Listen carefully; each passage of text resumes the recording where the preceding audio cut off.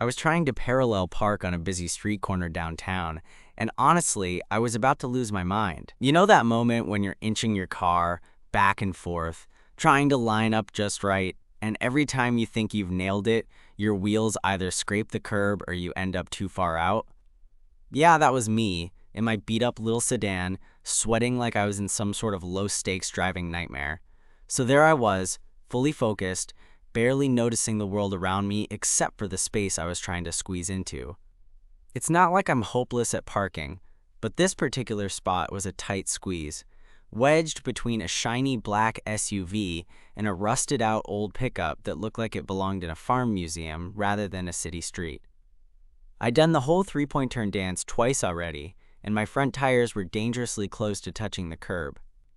At this point, my entire body was tense.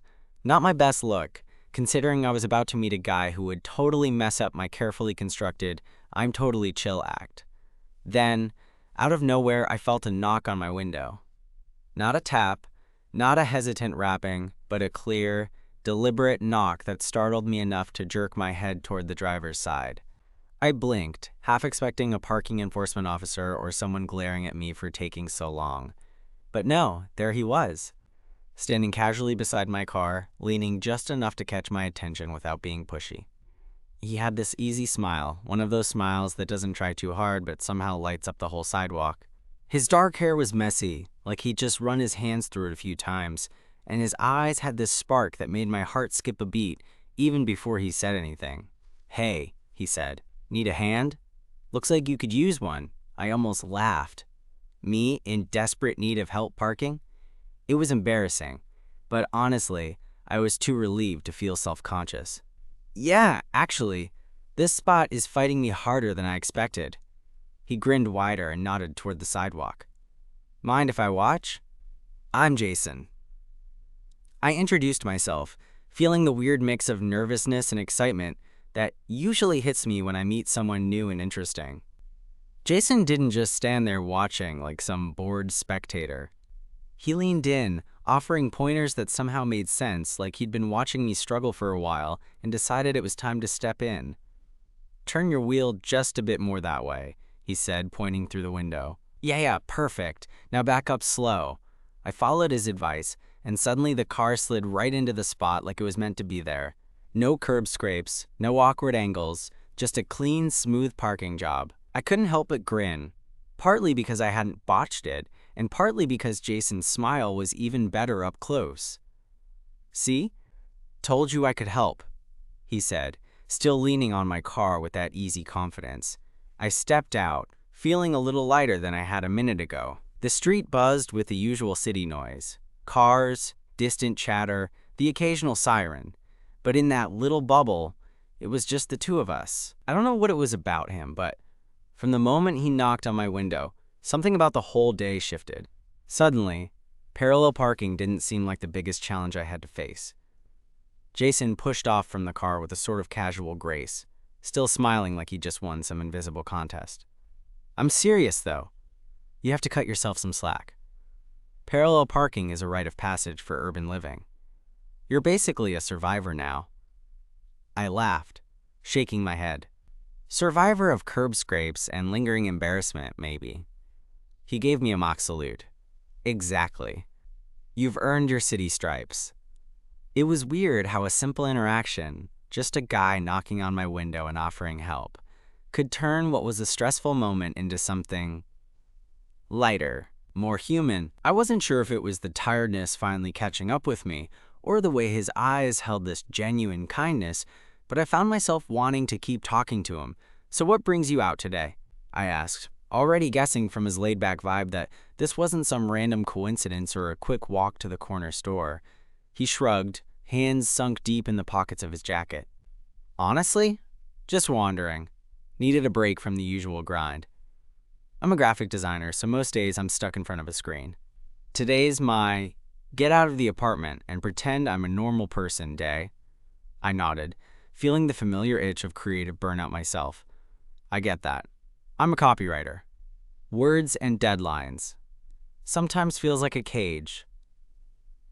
"Same here," Jason said, stepping a little closer to the sidewalk. "You know, It's funny. I thought I'd just come out for a quick walk and maybe grab a coffee. Ended up stopping here because, well, I felt heat rise to my cheeks. Because of me? I'm flattered, but I'm not usually this entertaining. His smile softened. You're entertaining in a very real way. Struggling with parallel parking like it's some life or death situation? That's relatable. I laughed again, letting the tension in my shoulders melt a bit. Well, thanks for the rescue. I owe you one. Maybe coffee? Jason's grin turned into something more deliberate, like he was considering the offer. I'd like that. There's a little cafe a couple of blocks down. Best lattes in the city, in my humble opinion. Lead the way, I said, locking my car and following him down the street. The city buzzed around us. People chatting, music drifting from open windows, the faint smell of street food mixing with fresh rain on pavement. It felt like stepping into a movie scene, the kind where two strangers connect in the middle of a chaotic city, and suddenly the noise fades, replaced by something quieter and more important. We talked about everything and nothing on the way to the cafe. Jason told me about his recent design projects, the indie comic he was illustrating on the side, and how he'd been feeling stuck creatively. I shared my own frustration with writing lately, how the words sometimes felt like they were locked behind a door I couldn't open. When we got to the cafe, it was cozy. Warm light spilling over wooden tables, the hum of friendly conversations blending with the clink of mugs. We found a spot by the window and ordered 2 lattes. Jason's eyes kept flicking to me, curious and a little shy, which only made me want to keep talking more. So, he said, tracing the rim of his cup with his finger, "Do you usually make parking a spectator sport?" I snorted. "Only when I'm spectacularly bad at it." He laughed, and I noticed how easy it was to just be myself around him. No pretense, no trying to impress. It felt refreshing. For a moment, we just sat there, drinking coffee and watching the city move outside. I caught myself glancing at him more than I probably should have, how his eyes crinkled at the corners when he smiled, the way his hand rested casually on the table, like he wasn't in any rush to be anywhere else. "Can I be honest?" Jason asked after a while. "Please." "I was kind of hoping you'd mess up that parking just a little more, so I'd have an excuse to come knock on your window." I blinked, caught off guard. "You're kidding." "Nope." "Guess I'm a please-meer for bad drivers." I felt my face warm again, but this time it wasn't from embarrassment. It was something else. Something electric, but subtle. "Well, I'm glad I didn't disappoint then." Jason smiled, that easy, genuine smile again. "Me too." The afternoon slipped by faster than I expected. We talked about music, movies we loved, awkward moments that still made us cringe. At some point, the light outside shifted, softening as the sun dipped lower behind the buildings. When it was time to leave, Jason stood up and hesitated for a second, like he was weighing something in his mind. "Hey," he said finally, "if you're not busy tomorrow, maybe we could do this again? I promise not to critique your parking every time." I grinned. "It's a deal." Walking back to my car, I couldn't help but think. Sometimes, the best connections happen when you're stuck in a stressful moment, fumbling through something silly, and a stranger decides to knock on your window. The next day, I found myself checking my phone more often than usual, not because of work messages or news, but because I wanted to see if Jason had texted.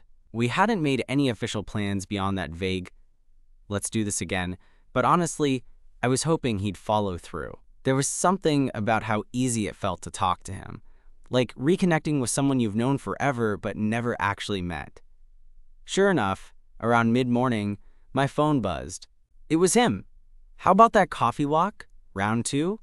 Same time, same place?" I didn't hesitate. "Definitely. Looking forward to it." That afternoon, the city felt a little less chaotic. Or maybe I was just seeing it through a different lens. When I arrived at the cafe, Jason was already there, sitting at our usual table, casually scrolling on his phone. He looked up and smiled, that same easy smile that made my chest tighten without warning. "Hey," I said, sliding into the seat across from him. "Hey," he replied, eyes bright. "You made it. I wouldn't miss it." We ordered lattes again, and this time I was more relaxed, letting the conversation flow without worrying about parking mishaps or trying to make a good impression. We talked about childhood memories, the weird quirks we both had, and the little things that made us laugh unexpectedly. It was like peeling back layers, each story revealing a bit more of who we really were.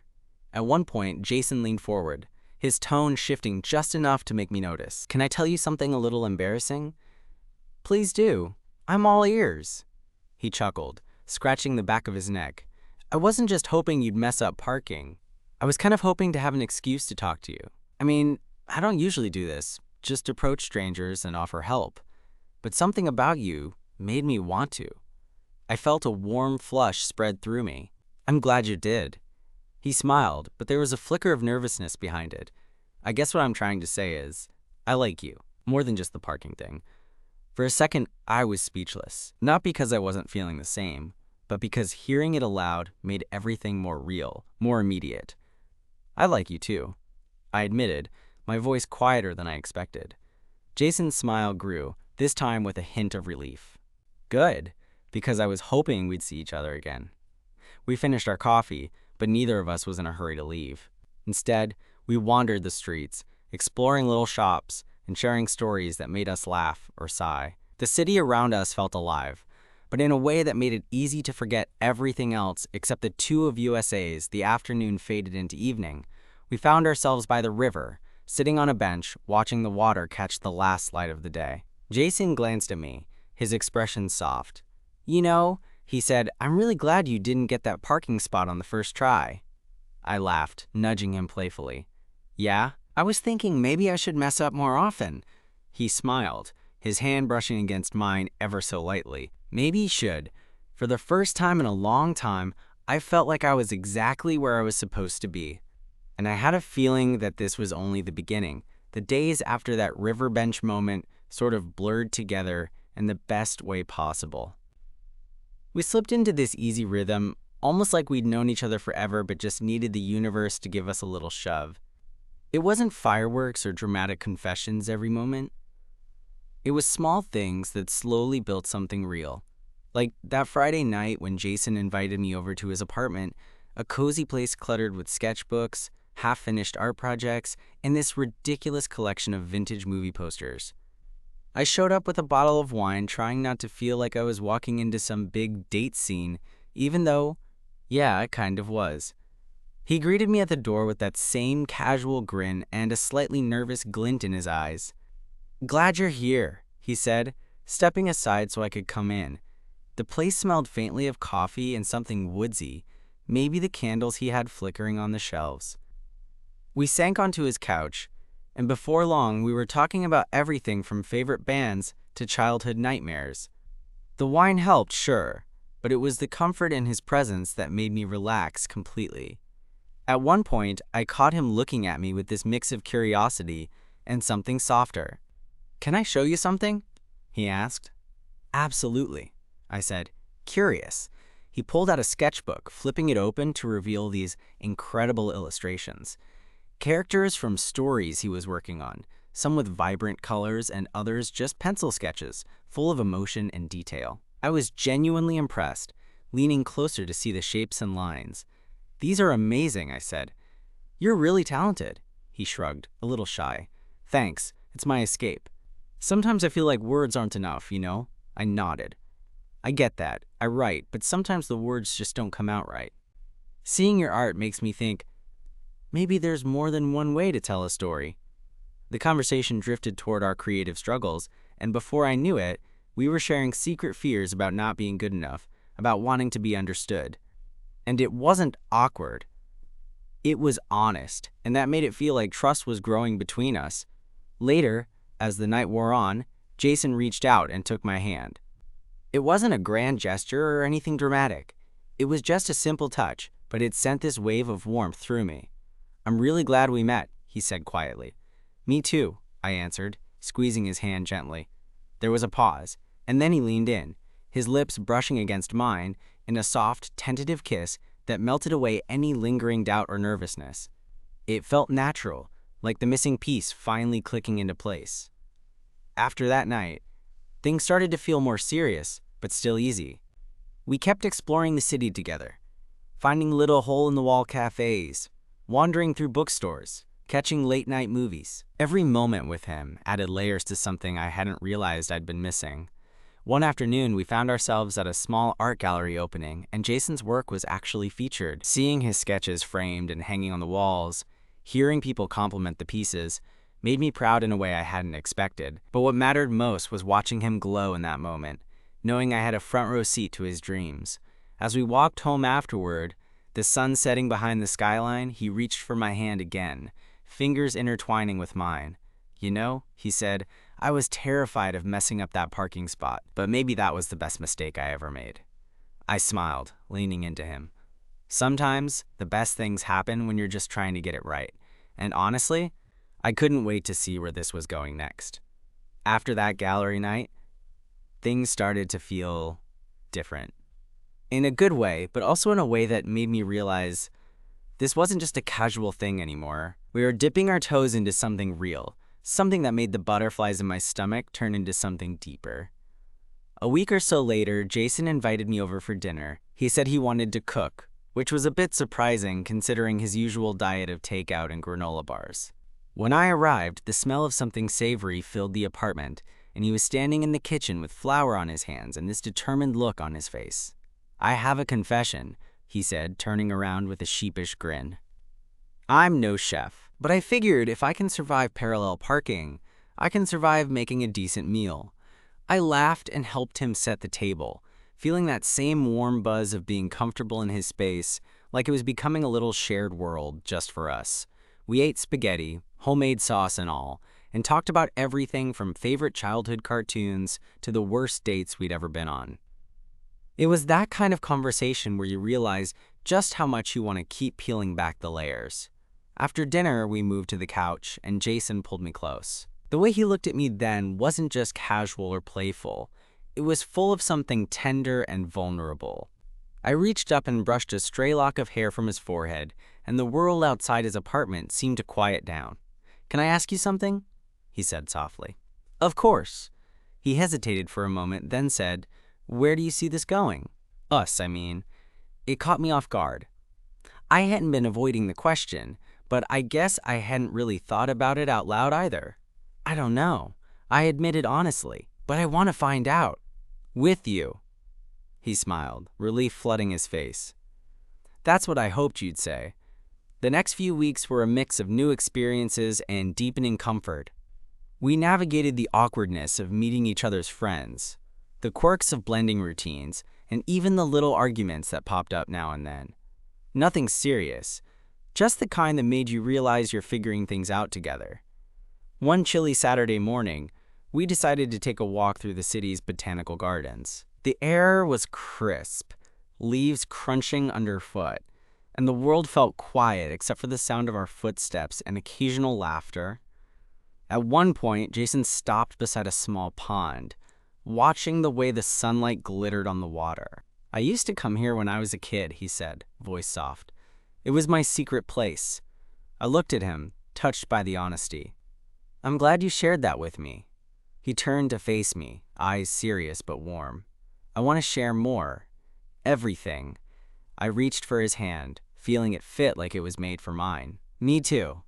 That afternoon, as we wandered through the gardens, I realized how much I'd grown to care for him, not just because of the easy smiles or shared coffees, but because of the way he made me feel safe to be myself. Weeks turned into months, and with every passing day, Jason became less of a new acquaintance and more of a constant. I caught myself thinking about him first thing in the morning, about little jokes only he would get, about the way his eyes crinkle when he laughs. One evening, as we were walking home under a sky full of stars, I stopped and pulled him close. "You know," I said, "I never expected a parking fail to turn into this." He laughed softly, resting his forehead against mine. Sometimes the best stories start with a little chaos. And standing there with him, I knew that no matter where this road took us, I was ready to take the ride. That night, after we parted ways, I lay in bed replaying our walk under the stars. It hit me how much Jason had become my anchor in this noisy city. A quiet presence that made all the chaos make sense. The kind of person you want to share your late night thoughts with. The kind you want to introduce to your world, no matter how messy it might be. A few days later, we were lounging on his couch, the kind of lazy Sunday where nothing urgent demanded our attention. Jason was flicking through channels, but clearly not interested in anything on TV. I was half watching, half listening, when he suddenly turned to me, eyes bright with a question that had been on his mind. "Hey, can I ask you something kinda serious?" he said, biting his lip just a little. "Shoot," I said, setting my coffee down. He hesitated for a second, then blurted, "Do you think we're exclusive? Like, are we dating? Because sometimes I get confused about what to call us." I chuckled softly because honestly, I'd been wondering the same thing. "I guess I've been waiting for you to say something first." His grin was sheepish but hopeful. "Well, if you want to, I'd like to be official. Like, no other distractions. Just us." My heart did that stupid flutter thing you only get when something feels right, but also kinda scary, because it's real. "Yeah, I want that too." We officially became a couple that day, the title somehow making everything feel more solid, more true. But it also meant navigating new territory, meeting family, balancing time, and figuring out how to blend two lives without losing ourselves. One evening, a few weeks later, Jason invited me over for dinner again. Only this time, it was different. He was nervous, almost fidgety, as if he had something important to say. We cooked together, something we'd started doing more often, the kitchen filled with music and laughter. When the food was ready, we sat down at his small table. I noticed how quiet he was, the way his fingers fiddled with the napkin. "What's up?" I asked gently. He looked up, eyes searching mine. "I've been thinking about moving in together." The words hit me with a mix of surprise and excitement. Moving in? That was huge. But honestly, it made sense. After months of almost every day ending with him beside me, it felt like the next step. "I'm happy you said that," I admitted. "I've been thinking about it too, but I didn't want to rush you." Jason smiled, relief washing over his face. "Me neither. But I really want us to have a place that's ours." We spent the rest of the evening talking about where we'd live, what furniture we'd keep, and how we'd make space for each other's quirks. A conversation that felt both thrilling and terrifying. As the weeks went by, we started hunting for apartments, a process full of compromises and laughter. I discovered Jason's obsession with plants. Turns out, he had a small jungle waiting to take over any space. I showed him my collection of books, which apparently was too many, but he promised to help me organize them. Signing the lease felt like crossing a finish line we didn't even know we were aiming for.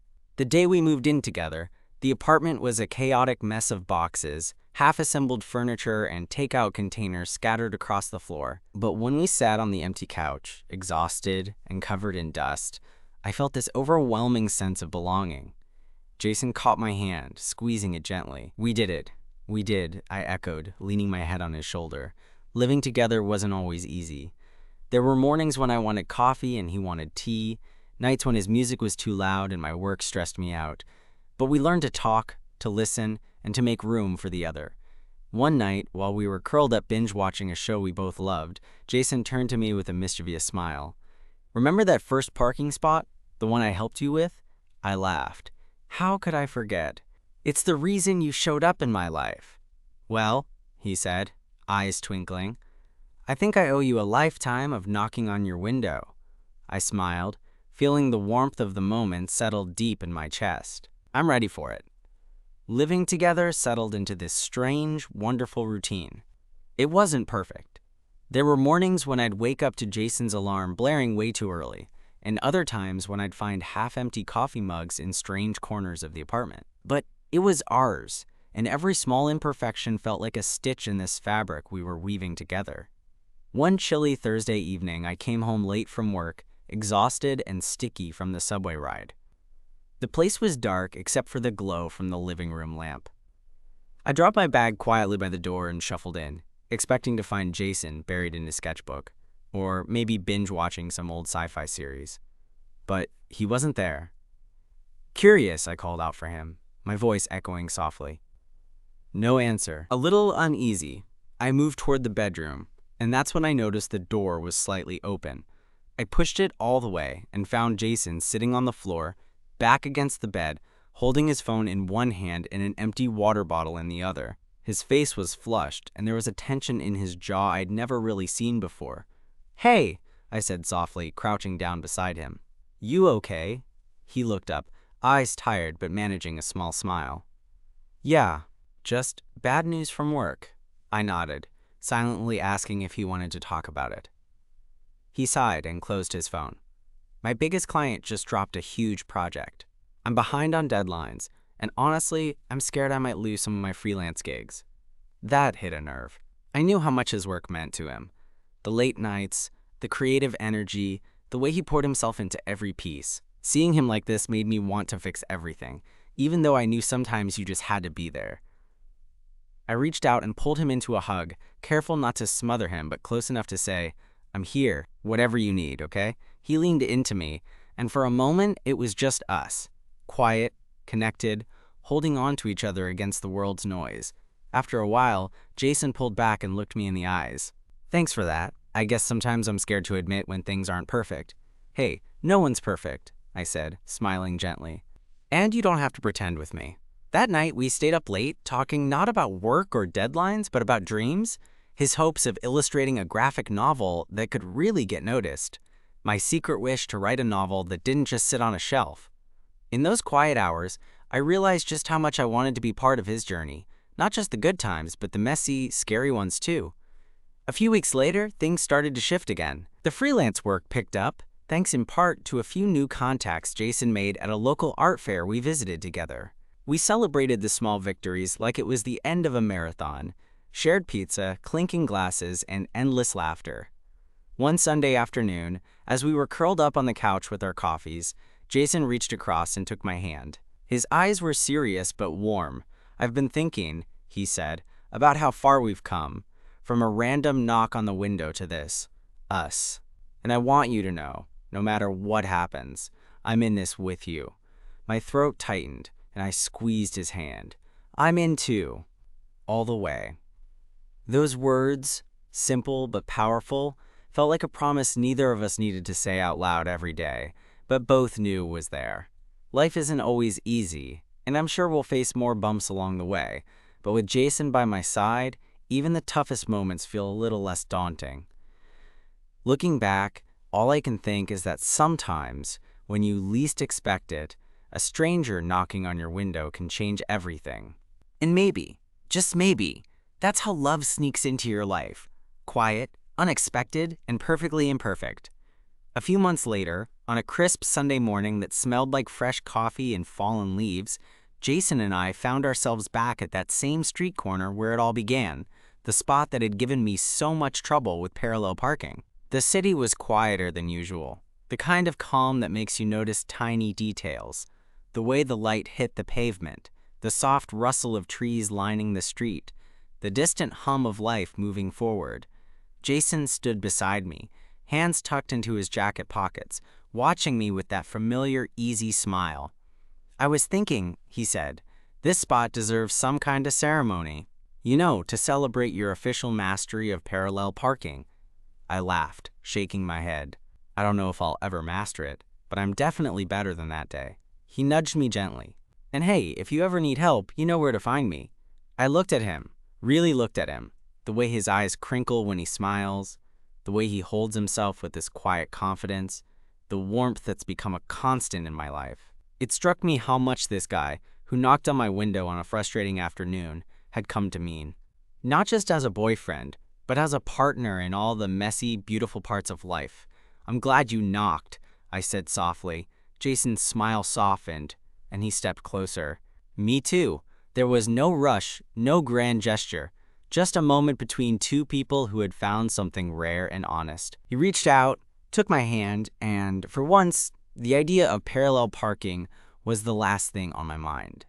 Walking away from that spot, hand in hand, I felt this quiet certainty. Life might throw its curveballs. There would be awkward moments and challenges ahead, but with Jason, I knew I wasn't facing them alone. Sometimes, love doesn't come crashing in with fireworks or dramatic declarations.